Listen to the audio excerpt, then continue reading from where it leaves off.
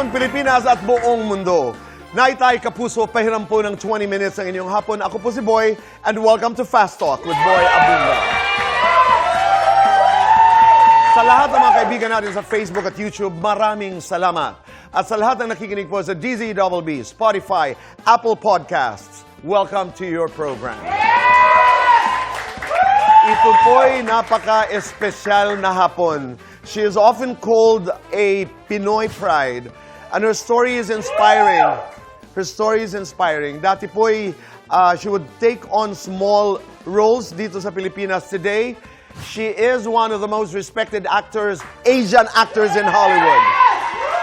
She was nominated in the Golden Globe and in the BAFTA, the British Academy of Film and Television Arts. And she is a friend, she's a Filipino, and isang malaking karangalan po ang makasama natin siya ngayong hapon. Naitay Kapuso, please welcome the one and the only, Dolly De Leon!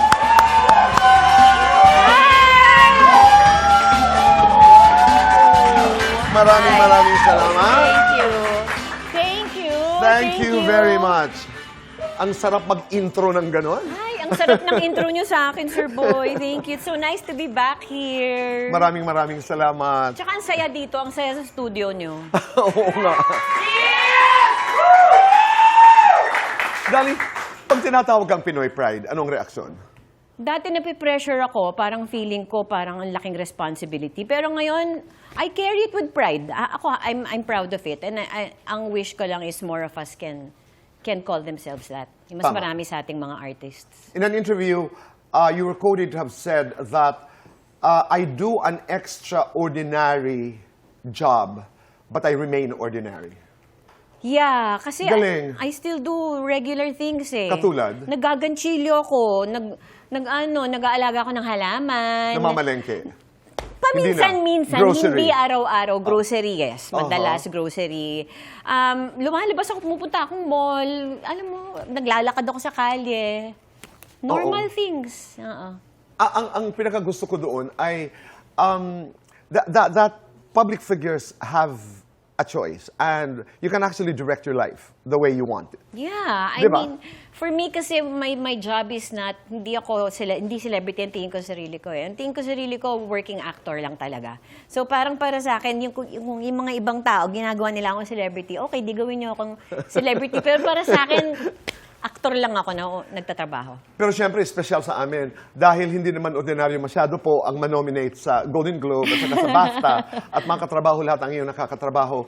5 pelikula po sa Hollywood, 5 serye. 5 pelikula ba? Oo, 5 pelikula, 3 serye. Maliban po yan sa mga ginagawa ni Dolly dito sa Pilipinas. But this is the one that I want to ask. Can it be lonely at the top? Yeah, it can be, especially dahil iba yung time difference doon eh. Like, pag nandun ako, napipilitan ako mag-English the whole time. Nakakapagod mag-English the whole time, di ba? So, tapos pag-uwi ako galing work, tulog na yung mga anak ko. So, wala akong makausap. So, yeah, it can be lonely, pero I make the most of it na lang. Iniiwasan ko maging lonely kasi parang sayang naman yung binayaya sa akin ng Diyos kung magiging malungkot lang ako. Doon sa mga pagkakataon, halimbawa sa Golden Globe, sa BAFTA, siyempre, nandyan lang si Meryl Streep, nandyan lang si Nicole Kidman. May mga pagkakataon na nakaka-starstruck talaga. Lagi Kanino akong... ang sarap naman. Lagi akong starstruck. I think yung pinaka-starstruck talaga ako kay Olivia Colman. Kasi favorite actress ko talaga siya eh. Tapos nasalubong ko siya sa elevator nung first time. Siya yung unang-unang celebrity na na-encuentro ko face-to-face. Na nasalubong ko sa elevator, nagmukha talaga akong syunga. Kasi nung nakita ko siya talagang, hi, I'm Dolly De Leon. Tapos nakamask pa ako noon dahil pandemic ng time na yun. Tinanggal ko pa yung mask as if naman makikilala niya ako. Diba? Tapos yun. Paano siya nag-respond? Very sweet, very friendly. Sobrang, oh, hello, nice to meet you, ganun. Pero nakalimutan ko magpa-picture, yun lang.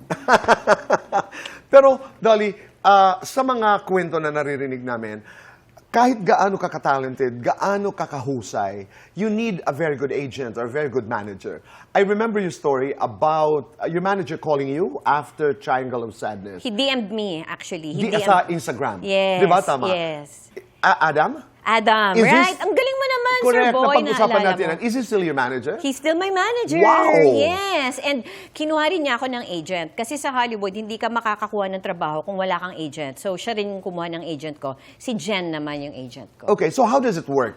Ang manager is the one who takes care. Ang pagkakaintindi ho natin, ang manager, what does he do and what does an agent do? The agent is the one who secures jobs for me. Siya ang naghahanap. Siya yung naghahanap, ang manager naghahanap din. Pero ang agent, siya yung nakikipag-negotiate sa rates. Siya yung kontrata, oo. So more of transactional yung agent. Ang manager, sila yung nagme-make sure na pag nandun na ako sa location, I'm well cared for, maganda yung accommodations ko, may mga damit ako, pag may mga events, gaya niyan. So Okay. yung manager ang bahala dyan, hindi yung agent. No, the manager takes care of the well-being of the actor. Samantalang agent takes care of the contracts and the deals, the Yes, negotiations. exactly. Dito sa 9 Perfect Strangers, you made us, I'll speak for myself, I was just so proud of you. Pag-usapan natin si Nicole Kidman, kumusta siya? Magkaibigan na kayo? Hindi po. Hindi kami magkaibigan. Alam mo, ang isang Nicole Kidman ay 3 ang trailer. Maraming tao. She's surrounded by a whole team of people. She's very friendly. She's very warm. She's very nice. Pero, lagi siyang surrounded by people. So, pag ganun na yung status ng celebrity mo, medyo ako personally, may hirapan na ako na kaibiganin ka. Ang kaibigan ko doon, si Christine Baranski, si Annie Murphy, si Murray Bartlett, si Henry Golding, lahat yan mga yung kaibigan ko sila. Pakikumusta na lang ako kay Henry. Sige! O ba? Henry Golding. Pero kayo ni Nicole, first name basis. I mean, you know Yes. each other. Kasi ganun talaga sa kanila eh. Talagang first name. Kahit yung director, you don't call the director direct. You call them by their That's first right. name. Yeah. First name. Yeah. She's very sweet. Very sweet lady. Ang sarap naman. Let's go to Avatar. Ano ang pakiramdam? Ang sarap, Sir Boy, kasi first of all, never pa ako gumaganap na kambal. So, kambal ang role ko dito.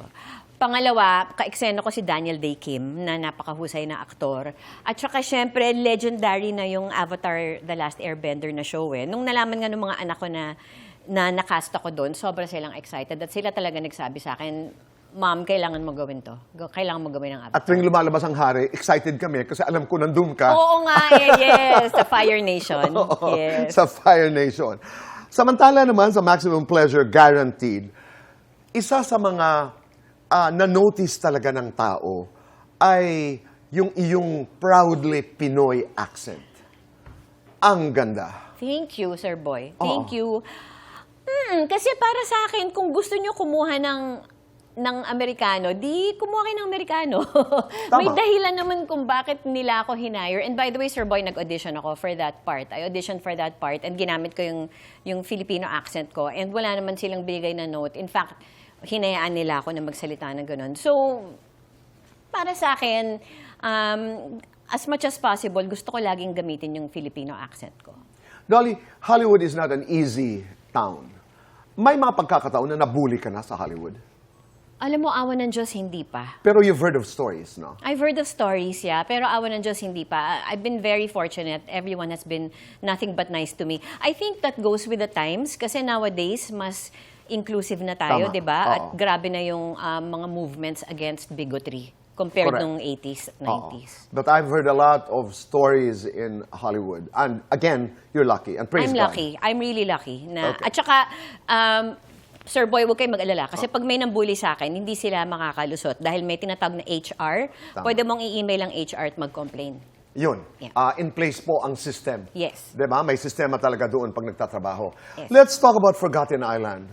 Another exciting. This is a first Hollywood animated movie based on Pinoy mythology. Yes. And you're working here with her, Lea Salonga, Liza Soberano. How proud are you with this material, Dolly? Super proud, Sir Boy. Sa sobrang proud ko, hindi ko na hiningi yung script.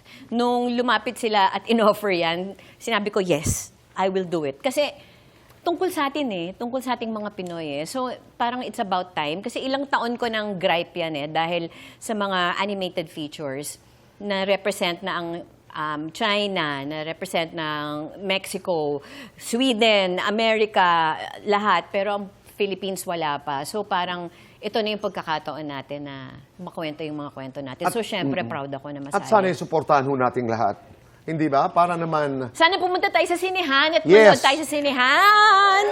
iba pa rin Please. talaga ang napapanood ang mga obra sa sinihan. Diba? Yes, para mapatunayan natin sa mundo na may karapatan tayo na nandun tayo sa ganong klaseng global stage. Punta tayo sa sinihan. Dolly, sa Hollywood, ordinaryo ang audition. When there is a role, you go for an audition. Kasi in the interviews of many big stars, a lot of them would talk about, I read for that part. I auditioned for that part. So, ordinaryo ito. Yes, that's a normal thing. Unless you're someone like, kunyari, Oh, of Nicole course. Kidman, hindi ka na mag-audition. Pero yeah, that's normal. And I welcome it. Kung gusto ko talaga gawin yung role, mag-audition ako. Walang problema dun. And there is a test, that chemistry test. I heard that in London, that actors go for, may chemistry ba? May rapport ba? That's usually pag talagang yung dalawang lead ay kunyari mag-love interest and kailangan may chemistry sila, they do that. Oo. Pero for the roles that I've been playing, wala naman akong mga chemistry read. Proseso, Dolly. I mean, nagagamit mo in the roles that you do because you're doing a lot of diverse roles. Proseso, alam mo, ang pinakamalaking natutunan ko sa buhay ko bilang theater Aktor, practitioner is from Tony Mabesa. And ang tinuro niya sa amin No. at nakatatakto sa utak ko, always come to work prepared. Yun lang yun. Yun na yung foundation ng lahat ng ginagawa namin. Kaming mga theater actors, we always go to work prepared. And kung prepared ka, nothing can, well, so of course something can go wrong. Pero, you know, I mean, all the good is already on your side kasi Oo. prepared ka. Pero pag sinasabing prepared, ano ang ibig sabihin nun? Know your lines, know your script, know the character you're playing. Do you do backstories? I do backstories as much as possible. Actually, lately, I've been doing a lot of backstories. I always, do that. Nakakatulong yon. Nakakatulong yun. Common sa Sobra. amin ni Dolly ang dakilang Tony Mabesa. Yes. Ako'y nangingilabot. Dahil Sobra. I also grew up with the legendary Tony Mabesa. Yes. Tony was a great director. Sanay ka sa pressure. Yes. Alam mo naman si Mabs, Yes, Tony Mabs, sobra. no? You work well under pressure.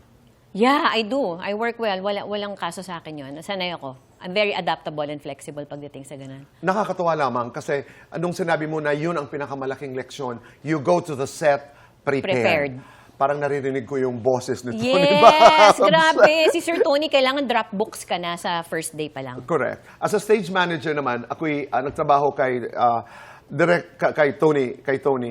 Doon naman ako natuto ng lapis ang gamit, ha? Ang Yes. blocking ay nasa gilid ng script. Yes. Right? Down center stage, At you know. dapat pencil kasi nagbabago yun. Correct. At kinabukasan, pag nag-rehearse ka, before he arrives, you're able to block your actors. Yes, dapat ganun. Ang galing! Di ba? Pareho Oo. tayong background. Naalala ko si Nakakaaliw. Madeline Nicolas, si Ruth Oo, Pambid, you know, yes. and everybody who worked for Tony. True. Nakakatuwa naman. Sobra. Forever ko yun dala-dala habang buhay. Isang araw ba magtuturo ka, Dolly? I'm open to it. You're open? I'm open to it. Oo. Yeah. Sa Hollywood, marami kang nakakasalubong, marami kang nakakasalamuha. Mga gwapo, mga kalalakihan. Meron na bang nangahas na magparamdam kay Dolly De Leon? Ang kasagutan sa pagbabalik po ng Fast Talk with Boy Abunda.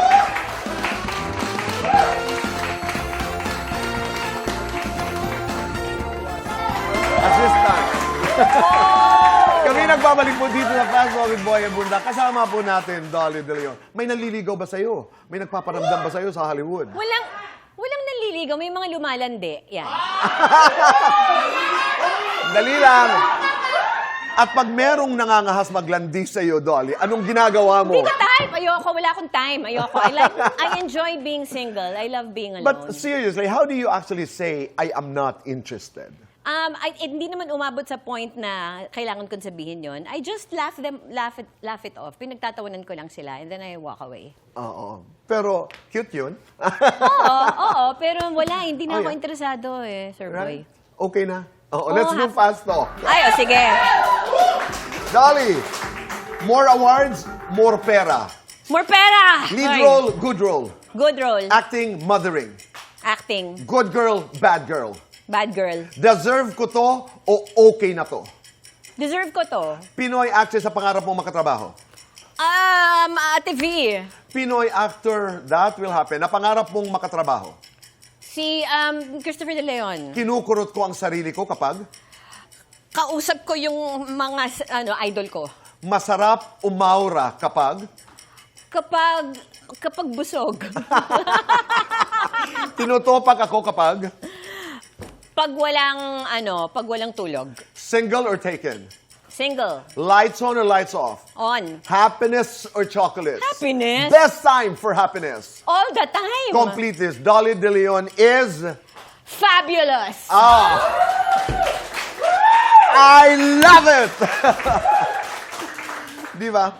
In 2023, naging member ka ng Actors Branch of the Academy of Motion Picture and Arts and Sciences. Ito yung grupo na pumipili, di ba, ng mga nominees Yes. at ng mga winners. Yes. Wow, how proud are you to be part of this group? And how did you become part of this? Sobra, Sir Boy. Nung lumabas yung Triangle of Sadness, may natanggap akong email inviting me to be a member of the Actors Branch of the AMPAS. Tapos, ang una kong ginawa is, screenshot ko yung email, sinend ko kay Adam. Tapos sabi ko, totoo ba to? Parang Scam scam. ba to? Oo, kasi, di ba, sabi niya, no, that's real. They're inviting you. Sabi ko, okay. So, syempre, it's really an honor. Of Kasi course. parang, bukod sa, importante para sa akin yung marinig yung boses natin bilang artist, importante rin marinig yung boses natin bilang Pilipino. Kasi minority tayo eh. I've always said this many times, minority tayo within a minority group. Tama. So, ngayon, masasabi kong hindi na, hopefully, and in the long run, hindi. Kasi may right tayong bumoto at may right tayong magsalita kung sino sa tingin natin ang karapat-dapat na mga manominate. Kaya diligent ako pagdating dyan, Sir Boy. Every time na award season, pinapanood ko talaga as much as possible. Hindi ko kaya panoorin lahat. Pero as much as possible, pinapanood ko as many as I can at bumoboto ako. Every year. Ever since naging member ako, lagi ako bumoboto. Clarification lang. Ang bumuboto sa best actor are actors or the whole academy?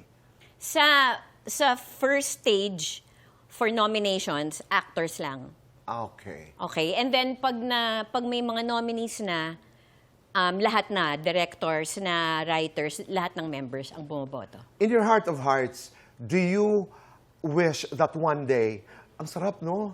Merong Pinoy, merong Dolly De Leon, merong isang Pinoy actor who would be in the running, di ba, for an acting category Yes, that would be such an honor. I mean, na parang... nagawa mo na sa Golden Globe at saka sa BAFTA? Di It ba? would be an honor. Dati, hindi importante sa akin nung nangyayari yan. Pero ngayon nakikita ko yung importance kasi lalo na yung nangyari kay Alex Ayala, yung pride na experience ng buong country nung nanalo siya a few times sa Wimbledon, di ba? Nung qualifying round niya. So parang kailangan natin ng ganong enthusiasm at ganong motivation para mas galingan pa natin. At saka ang sarap ng pakiramdam. Si Alex, I think, is still in town. Alex, if you're watching, we're inviting you to Fast Talk. I'm a big tennis fan.